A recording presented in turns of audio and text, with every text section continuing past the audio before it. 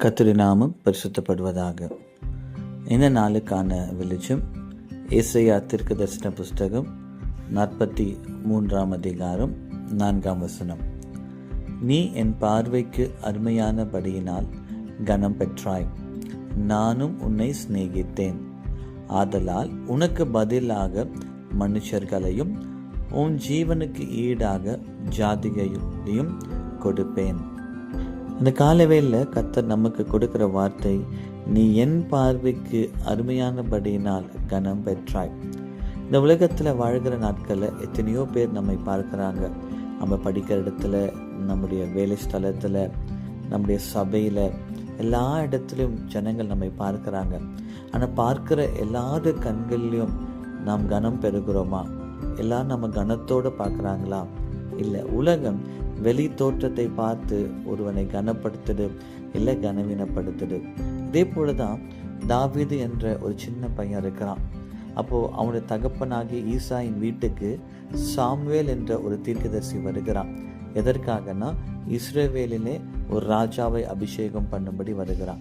அப்போது ஈசாயின் வீட்டுக்கு சாமுவேல் வந்த உடனே சாமுவேல் சொல்லுகிறான், உன் பிள்ளைகளை எல்லாம் கொண்டு வா. அப்போ ஈசா என்ன செய்கிறான் தெரியுமா? அவனுடைய முதல் 7 பிள்ளைகளை கொண்டு வருகிறான். ஒரு பிள்ளையாக கொண்டு வந்து சாமுவேலுக்கு முன்னாடி நிறுத்துகிறான். அப்போ ஒவ்வொரு பிள்ளையை பார்க்கும்போது சாமுவேல் நினைக்கிறான், இவன் கர்த்தரால் அபிஷேகம் பண்ணப்பட்டவனாக இருக்கலாம் என்று. ஒருத்தரையும் நினைக்கும் போது கர்த்தர் 7 பேரையும் நிராகரிக்கிறார். அப்போது இந்த இடத்துல சாமுவேல் யோசிக்கிறான், இவன் முதல் பையனை பார்க்கும்போது நல்ல வாட்டச்சாட்டமாக அவன் ஏற்கனவே யுத்த வீரனாக இருக்கிறான். ஆனால் ஆண்டவர் சொல்லுகிறான், நீ வெளியே தோற்றத்தை பார்க்குற, ஆனால் நானும் எதை பார்க்குறேன்? இருதயத்தை பார்க்குறேன். அப்போ கர்த்தர் சொல்லுகிறார், 7 பிள்ளைகளையும் நான் நிராகரிக்கிறேன். அப்போ ஈசா இடத்துல திரும்ப சாமுவேல் கேட்குறான், வேறு பிள்ளைகள் இருக்கிறாங்களா? அதுக்கு ஈசாய் சொல்லுகிறான், இன்னொரு பிள்ளை இருக்கிறான், அவன் ஆடு மேய்ச்சிட்டு இருக்கான். அப்பா தாவீதுன்னு ஒரு பையன் இருக்கிறான்னு கூட சொல்லலை. அப்போ அப்பா தாவீதோட பேரை சொல்ல கூட அவர் ஆயத்தமாக இல்லை. இன்னொரு பையன் இருக்கிறான், அவன் ஆடு மேய்ச்சிட்டு இருக்கான். அப்போ சாமுவேல் சொல்லுகிறான், நீ அந்த பையனை அழைப்பிச்சுட்டு வா. அவன் வந்த உடனே கர்த்தர் சொல்லுகிறார், இவன் தான், இவனை என்ன பண்ணு?